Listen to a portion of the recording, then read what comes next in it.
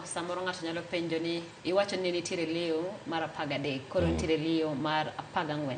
Kwan mar nyinge kata Pope Benedict mar 16 wuok ka.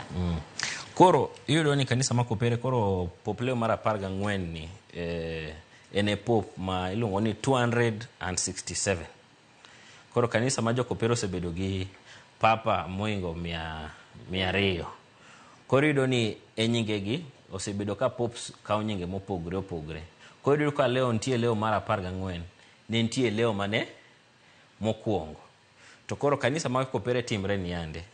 We adhi chien machino wach war Pope Francis. Pope Francis papa mokuongo mano kawo nying mar Francis.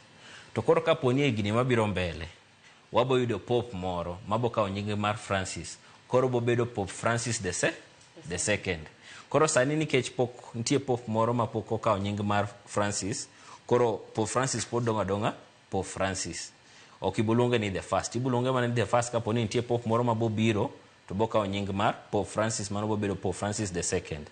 Nikech koro Pope ne nitie Pope Leo mar 13 to notho e higa mar 1903. Koro sani wan gi Pope mar 14. Mane kaka koro numbers gi dhi. Erokamano, Papa Leo mar 14